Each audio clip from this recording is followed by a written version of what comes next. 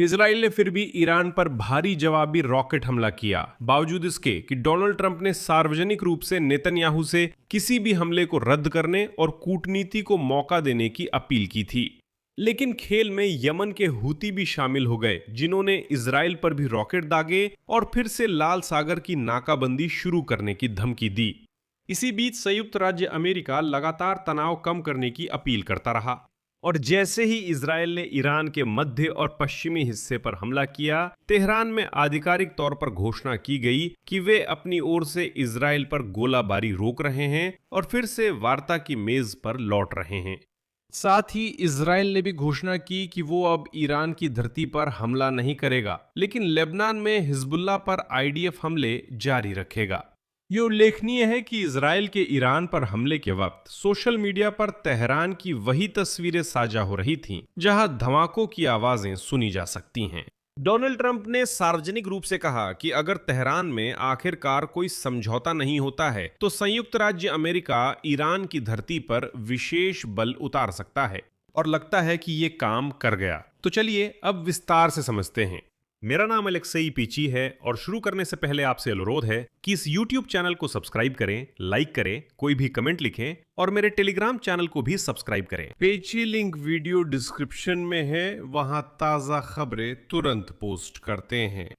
Iran सरकार ने घोषणा की है कि 7 जून की शाम को फिर शुरू हुए इजराइल पर हमले अब रोक दिए गए हैं। इसकी घोषणा सेंट्रल स्टाफ हजरत हातम अल अंबिया ने की है, जो ईरानी सशस्त्र बलों का सर्वोच्च संचालन प्राधिकरण है। ये बताया गया है कि ईरान की सेना ने अमेरिका समर्थित इजरायली सैनिकों को लेबनान पर हमलों के जवाब में, उद्धरण के अनुसार, दर्दनाक जवाब दिया है, इसलिए अब रुकना उचित है। इसके साथ ही ईरान के मुख्यालय ने यह भी जोर देकर कहा कि अगर आक्रामकता जारी रही तो और भी सख्त और विनाशकारी कदम उठाए जाएंगे। इससे पहले तेहरान ने उत्तरी इजराइल में सैन्य ठिकानों पर हमलों की जानकारी दी थी, ये कहते हुए कि ये हमले आत्मरक्षा के अधिकार और अप्रैल में स्थापित युद्ध विराम के उल्लंघन के जवाब में किए जा रहे हैं। अमेरिकी राष्ट्रपति के बयान के बाद तेहरान ने हमले रोकने का फैसला किया। डोनाल्ड ट्रंप ने कहा कि अगर अमेरिका और ईरान के बीच बातचीत विफल होती है, तो अमेरिका ईरान की जमीन पर स्पेशल फोर्सेस को उतार सकता है। और आगे मैं ट्रंप का बयान उद्धृत करता हूं। इसका मतलब है कि हो सकता है हम अंदर जाकर उन हिस्सों से निपटे जिनसे सैन्य तरीकों से नहीं निपट पाए। यह इसका बस ये मतलब होगा कि हम ईरान की नाकाबंदी जारी रखेंगे, क्योंकि नाकाबंदी शायद अब तक की किसी भी हमले से ज्यादा प्रभावशाली रही है। और बाद में व्हाइट हाउस के प्रमुख ने ट्रुथ सोशल पर लिखा कि इजराइल और ईरान को तुरंत हमलों का आदान प्रदान बंद कर देना चाहिए।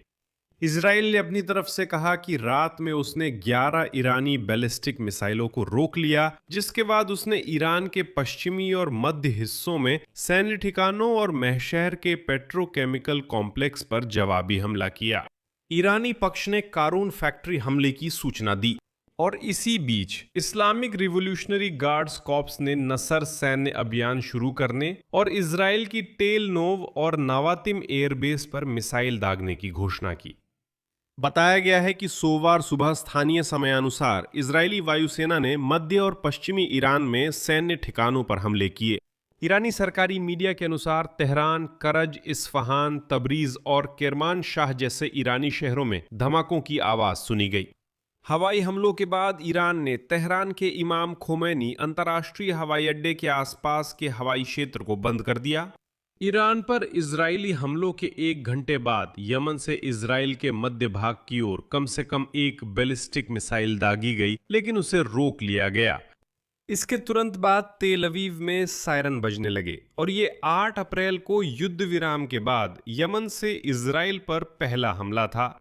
इसके अलावा यमनी विद्रोही समूह हौथियों ने आज घोषणा की कि उन्होंने लाल सागर के जल क्षेत्र यानी बाब अल मंदेब जलडमरू मध्य से इजराइल से जुड़े जहाजों के गुजरने पर प्रतिबंध लगा दिया है।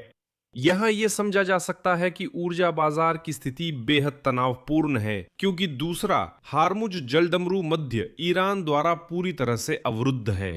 इस नाकेबंदी ने पहले ही फारस की खाड़ी से तेल और गैस के अधिकांश निर्यात को पंगु बना दिया है, जिससे फारस क्षेत्र में कीमतों में तेज उछाल आया है। और अब हरमुज जलडमरू मध्य में इस संकट के जवाब में सऊदी अरब ने अपने कच्चे तेल के दैनिक निर्यात का 70% से अधिक यानबू बंदरगाह, जो कि लाल सागर के तट पर है, की ओर मोड़ दिया है। ये कदम वैश्विक अर्थव्यवस्था के लिए राहत था, जिससे कीमतों में बढ़ोतरी रुकी, लेकिन लाल सागर में नौवहन में यमनी हूतियों की लंबी दखलंदाजी इस वैकल्पिक व्यवस्था को पूरी तरह खत्म कर सकती है। और आज हूती प्रवक्ता ने बताया कि इजरायली जहाजों पर प्रतिबंध केवल पहला कदम है।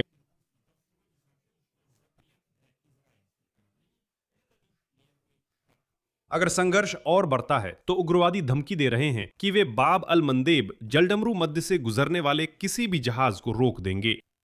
फिर भी डोनाल्ड ट्रंप ने आज एक बार फिर नेतन्याहू से फोन पर बात की और ईरान पर हमले रोकने की अपील की। एक्सियोस की रिपोर्ट के अनुसार ट्रंप ने नेतन्याहू से कहा कि अगर हमले बड़े युद्ध में बदलते हैं तो इजराइल ईरान के खिलाफ अकेला रह सकता है। बाद में डोनाल्ड ट्रंप ने नेतन्याहू से फोन पर हुई बातचीत पर NN12 चैनल को सार्वजनिक रूप से टिप्पणी की। मैंने बीबी से कहा कि वो सावधान रहे। मैंने बीबी से कहा तुम्हें बहुत ध्यान से सोचना चाहिए कि तुम क्या कर रहे हो, क्योंकि बहुत जल्द तुम ईरान के खिलाफ अकेले रह सकते हो। उनके अनुसार उन्होंने नेतन्याहू से रॉकेट हमले का जवाब न देने का भी अनुरोध किया और दावा किया कि वे इजरायली हमले के पैमाने को कम करने में सफल रहे। ट्रंप ने बताया कि क्षेत्र के देशों ने, जो अमेरिका ईरान मध्यस्थता में शामिल हैं, उन पर दबाव डाला। ट्रंप के अनुसार 5 देशों ने उनसे नेतन्याहू को प्रभावित करने का अनुरोध किया ताकि हमले रोके जा सकें और समझौते की संभावना बनी रहे। इजराइल ने जवाबी हमला किया, लेकिन ट्रंप ने कहा कि उन्होंने हमले को कम किया क्योंकि इजराइल इससे बड़ा हमला करने वाला था। इजराइल के प्रधानमंत्री नेतन्याहू ने कहा कि इजराइल ने ईरान पर हमले रोके हैं, लेकिन युद्ध विराम नहीं स्वीकारा है। आगे उनका बयान है, इस समय गोलीबारी बंद हो गई है क्योंकि जब हमने तेहरान में आतंकवादी शासन पर हमला किया तो उन्होंने हम पर हमला करना बंद कर दिया। अगर ईरान में आतंकवादी शासन कोई गलती करता है और हम पर फिर से हमला करता है तो हम ताकत के साथ जवाब देंगे। तेहरान ने लेबनान में संघर्ष को ईरान की जवाबी कार्रवाई से जोड़कर एक नई स्थिति बनाने की कोशिश की। उन्होंने सोचा कि वे लेबनान और ईरान से इजराइल पर हमला कर सकते हैं और हम जवाब नहीं देंगे, लेकिन ऐसा ना हुआ है, ना होगा। जब तक मैं हूं ऐसा नहीं होगा। तो फिलहाल ईरान और अमेरिका फिर से बातचीत पर लौट आए हैं। हालांकि इजराइल ने साफ कर दिया है कि अगर हिजबुल्लाह वहां से हमला करता है तो वे लेबनान पर हमले जारी रखेंगे।